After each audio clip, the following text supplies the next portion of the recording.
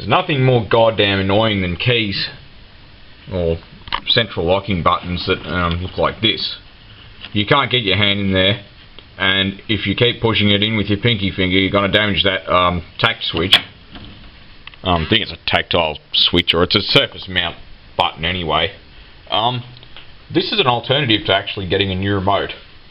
Now, these remotes, you have to go to the dealership to have them programmed in, and what you're actually looking at, it's really to disarm the immobilizer. This is actually a contact, this key. It is a key, but it's a contact as well. And that's a contact. And what happens is it's got slip rings around the outside of the perimeter of the ignition lock barrel, and when you put the key in and turn it, basically the body control module has the immobilizer built in on most cars, and this particular arrangement uses a rolling code, rolling as in it changes, so it's meant to be harder to hack, I guess. So it disables the immobilizer that way. If you destroy the remote, you can't start the car. You've got to turn it on to ignition on position and actually wait for it to timed override, which can take hours or an hour or who knows how long. Anyway, this is the brand and all that. They have a website by the look of it. It's MA Parts. If this will focus, it probably won't. Yeah, it's maparts.com.au. Okay. It's just the camera just doesn't like focusing on. There we go, it's getting there. maparts.com.au. And that's pretty self-explanatory if you want to search it on eBay. The only thing with eBay is the quality can be a bit hit and miss. You know, this is pretty good. It's not bad, but it's got a QR code on this. You know, maybe I can get that QR code. Maybe you could actually scan it on your thing with your mobile phone. So I'm actually gonna scan the QR code. I don't really need to. I know what I'm doing anyway, but I'm gonna do that just to see what the instructions are. So this is basically what you get. These two halves actually just pull apart. I'll get my thumbnail in there and drop it on the floor. Good stuff. So anyway, shows you what you get. On the genuine remote, it actually has a seal that goes in this groove. I've had one of these apart before just to see what was inside. Yeah, the video quality ain't so great because the light in here is a little bit iffy. Anyway, you can see that groove. So the next step, I guess, is to pull the old remote apart. And these are glued together, so it's not really that straightforward to get them apart without damaging it.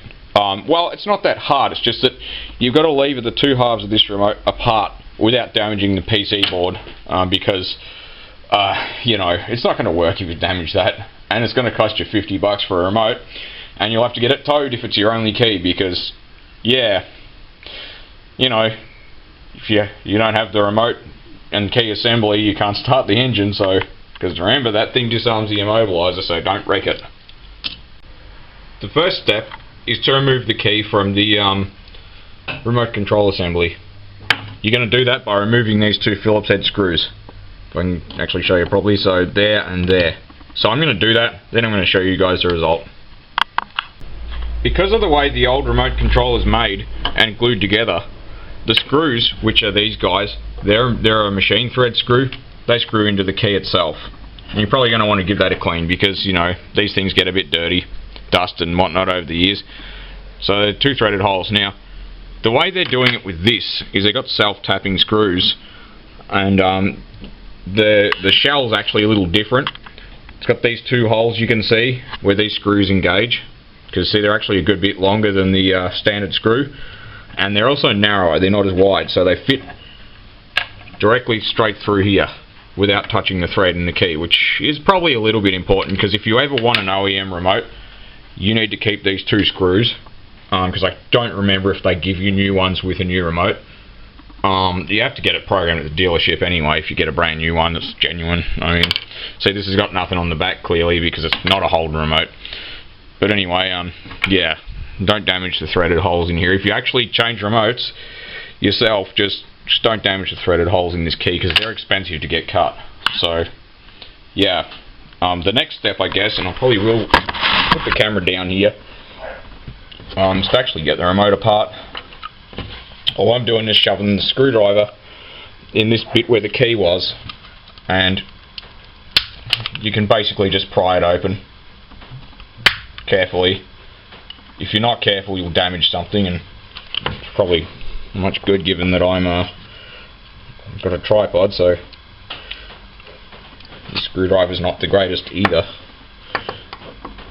Anyway, so it's a little bit tricky. So the reason why it's tricky is because you got to take your time and, you know, not do anything rash, because if you damage it, yeah.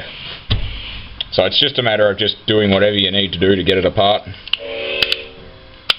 And you can get it started, then you can just, without stabbing your hand like I just did before, very carefully, like I said, because everything's a tight fit, you don't want to damage anything too much. You just sort of carefully slip the screwdriver between the two halves of this shell, break it apart. Very carefully. Better off to take your time in doing that, so there's no real science to it, because you're pulling apart things that aren't actually meant to come apart. So I'm going to go ahead and do that, then I'm going to show you guys the result. Having very carefully pulled this thing apart, basically all you're doing is just transferring bits from this remote shell into this remote shell. Just don't lose the little screws that everything comes with, and even your old screws, you want to put them in like the old screws, put them in a bag. Maybe even include the old remote. You didn't really damage it too much. Like, it is actually possible to pull one of these things apart and to get it back together again, but you can see the buttons are just sad. You'll actually want to replace the remote shell, you know, pretty soon enough, because if you use your hands through these little holes here, you know, to push these buttons, you're going to damage them. Generally, the little silver bits here, they get pushed in, and you can see that the battery's just it's a lithium CR. I think it's a 2032 or a 2025. Anyway, you want to transfer this seal, and you can also see this contact here. It's a bit hard to explain, but see, like I said, this is a contact. It sits there like that. If this damn thing will focus. It just sits on there like that, and the screw holds it on. See all the dirt on this key. So this car sometimes wouldn't just fire straight up, wouldn't crank. And the slip rings on the outside of the ignition lock do bend, so if you suspect that's the problem, just have a look at them. If they're not sitting flat like they're supposed to be, like if they're caved in, you've got to bend them out carefully. But this dirt, this crap here, that will stop the because it's only a signal, it's data basically, and that's pretty reliable. It's got, like, as you can see, it's got, the camera's just crap in this light, sorry everyone, but you can see it's just got a contact there to solder to the board. This one, it's just relying on, you know, sitting against this key, and if this key's dirty, it's not going to contact properly. So anyway, I'm going to pull this out, the guts out, and which I guess I can do now, like, pretty much, you know, it just comes out like that. So what I'm going to do, I'm going to clean up this contact, make sure it's nice and clean, and, you know, I'm sure someone else could do a better job of this than me, showing you guys what's actually in it. You can see that's the antenna up there. There's some interesting components on this board. But I'm sure you guys, your electronics aficionados, can probably decipher something off this. If you've never seen inside one of these, yeah, the writing's really not going to show up on this camera. But anyway, there's no real reason to care that much about what's in it, I don't think. I just want it to do its job. I don't really care how it's been put together. So I'm going to clean all this up, and I'm going to assemble it into the new shell for the remote. Now, I found the easiest way to get this thing assembled and get the seal in place is to actually have the seal flopped out like that, put the PC board in, then just carefully lay the seal in this channel. So you're just going to press it in there. I'm going to do that, then show you guys what it should look like. Now, this is quite fiddly to get in because this gasket sort of is a little bit bigger than the channel is. It must be like that with the old remote too, because the new one's just a copy of the old shell. But don't skimp on it.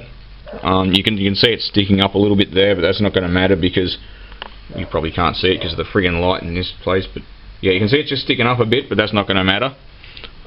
You can glue the thing together if you want. I don't really think it matters. That's why they've done it with these screws here. That should hold it together, and you're going to have a key ring through the top of it anyway. It's not going to come apart. If it does, I suggest just a tiny bit of glue on the top there. Just, you know, if I can go get a pointer, just maybe the smallest bit of glue just around here, because that way if you've got to pop it open to change battery or something, which is just a solder on cell, which you can probably get. It's cheaper than a $50 remote. On the other hand, if you really can't be bothered, $50 isn't that much either. So basically you're done. I mean, that's pretty much all there is to it. Just make sure there's no dirt in the new bit. Give it a blowout. All you're going to do now is just get this camera to focus. It would be nice if it would oblige. And one day it's time for a new camera, I think. Just click it together basically. Just nicely click it together, make sure everything fits in right. I'm going to do that, then put it back together and show you guys the result. Well, this is the finished result. I haven't put the key back in, but I wouldn't say the fit is exactly as good as the old remote was. Like, I mean, by the time I screw it together it should be, but there's a small gap. You probably can't see that because of the camera. There's a small gap at the front, but that seems to be normal. Both the buttons work. They work quite well. So the next step obviously is to drop the key on the floor, look like an idiot, give this a clean, make sure it's going to connect well with the little contact in there that I showed you. You can just sort of see it. Maybe you can't see it, but you can just sort of see it just in there. That's important because the immobilizer won't let the thing crank. It'll just, you know, intermittently sort of not connect properly, and it's a pain in the ass. And it's embarrassing too, people watching you in a car park cranking your car and the damn thing's not going to start. So clean it up, get all the crap off it, then screw it back together. It says don't over tighten the screws, these screws. If you wanted to and you were happy to glue this case together like the old one is, the old one looks like it's only using super glue. What I would personally do is just glue it together and use the original screws the way Holden did. You know, this is an exact copy of the Holden remote. I dropped something on the floor. Oh, good stuff. That's alright. It's just a little screw. It'll be around somewhere. Well, that's probably all there is to it. I mean, you don't need to watch me clean this and screw it back on. It's pretty self-explanatory. Well, thanks for your time. Well, that's the finished result. This is all screwed together. I really actually quite like the idea of not using these screws that they give you with this remote shell. Actually using super glue very carefully to glue these two halves of this remote together. I mean, super glue sets pretty quick, so you're going to want to be very, very sure it's going to go straight together. So trial fit it. Don't skimp on the dust seal. It's not a water seal, so don't go swimming with the key. Incoming call. Sorry.